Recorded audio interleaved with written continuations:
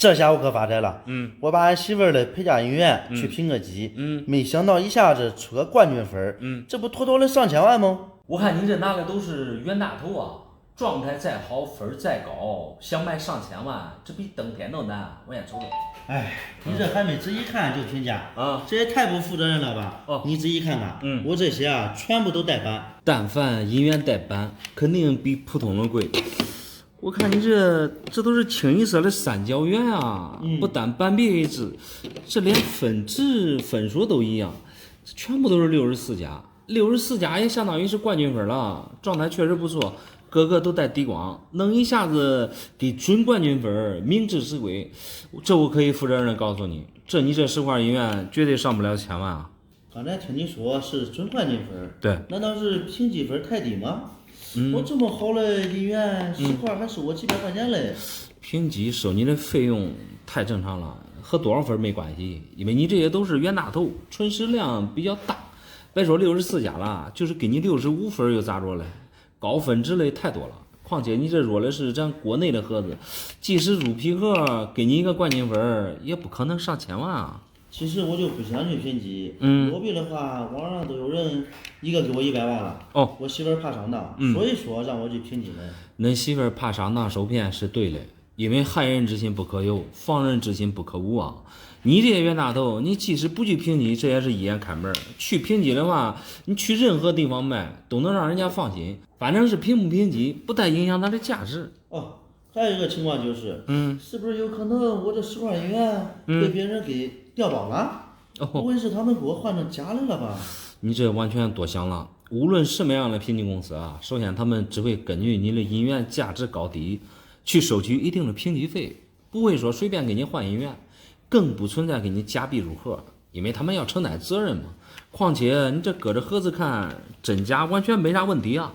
那真假既然没问题，为什么上不了千万？同样是干古玩店的，人家网上的都能给千万，你为什么不能给？不是我不能给，是所有开古玩店的都不能给你100万一块。原因其实很简单，因为你这个分支的三角缘啊太常见了。常见？对，我看你都没有啊。咱俩先不抬杠，我先来给你分析一下，你看对不对就行了。网上专家之所以给你报100万一个，那都是有目的的。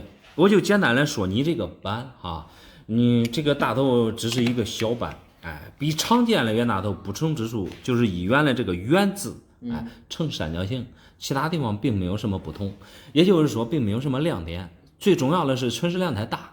三角圆斑里边啊，最贵的其实是欧斑三角圆。欧斑三角圆啊有很多不同之处，原相的发丝，它是有发丝的。包括夹盒，它有欧制暗记，整体相比有很多亮点在里面，所以给玩姻缘嘞增加很多乐趣。而你这10块，就仅次于品相好，64加的大头现在市场价一块也就2000多块钱吧。你别给我胡扯了，网上人家做生意很实在，一块能给我100万，你这价钱差太多了吧？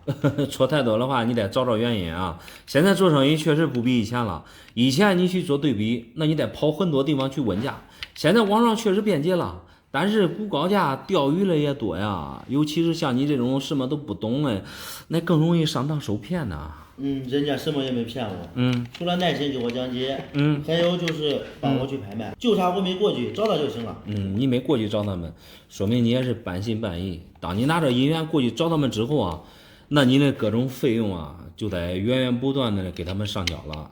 什么都给你讲得很清楚了。你这些三角元呢，究竟能值多少钱？建议你去实体店多问问，多打听打听行情。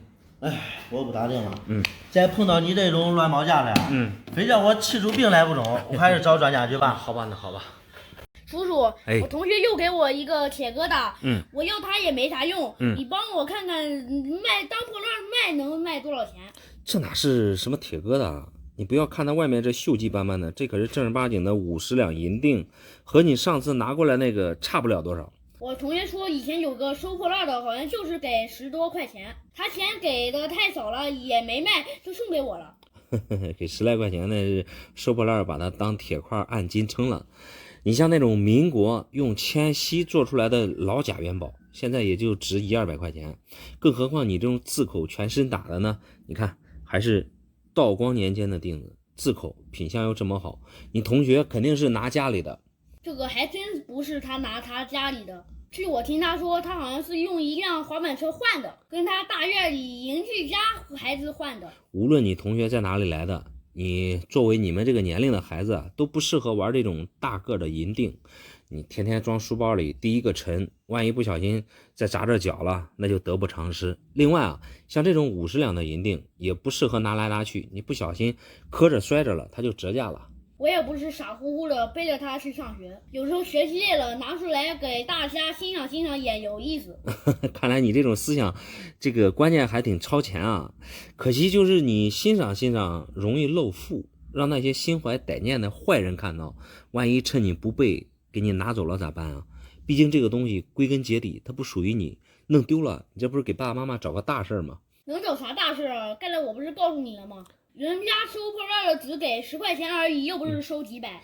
几百你还真买不来，收破烂的他不识货，给你10块钱那是忽悠你，啥都不懂啊！因为你这个50两的材质是银的，这1800多克的重量，咱说句不好听的，你就是卖破烂卖银子的话，现在最低也能值个1万多了。乖乖嘞，1万多的话，那可是真值钱啊！我同学也不知道价值，不然的话他也不会要别人的。可被你说着了，像你们这么大年龄啊，根本就不能随便拿家里大人的东西，尤其是像你们不认识古董的。你看你拿过来的这个银锭，上面写的很清楚，道光年月，这就是清朝道光皇帝那时候发行的商定，文水县，这个是山西境内，甚至连工匠师傅的名字你看刻的都有。而且银锭的贵贱主要是看它的这个字口的，你这个字口没什么磨损，立体感十足，两边的这个翅膀你看也非常的匀称，底部蜂窝这看着都非常的自然，因为它是冷水浇筑，这下面甚至还有这个大的流银线，虽说定面有流通痕迹，但是丝毫不影响它的价值。因为我们平时常见的这个锭子啊，大多数都是光绪年间的，而道光在位时间又不长，所以流传下来的这个50两是少之又少。我就按你这个状态给你估吧，现在估计没有个45万你还真买不来。10几万，你这是越估越高了。就以我每年攒1000亿的压岁钱来算，我得攒100多年了。你这账算的没毛病，一年存1000，你确实得存100多年。可关键是人的寿命啊也没那么长，反正就是换成100的那个小红鱼的话，恐怕这个14、15万得14摞这个钱，那比你那个学习的书还得重。反正我也没见过那么多钱，不过老师说过不是自己的东西不能要，我是真不知道会这么值钱。以前你确实不知道价值，可以随便的拿着玩，现在你既然知道价值了，你这可得啊一定轻拿轻放，别摔着了，别磕着了，有时候啊你这个一不小心就使它破相，就折价了，到时候反悔就来不及了。我建议你啊赶紧把这个银锭给你同学还回去。必须的，我立刻马上现在就去找他，必须完璧归赵，谢谢老板的鉴定啊，没事没事，拿回去吧，轻一点啊。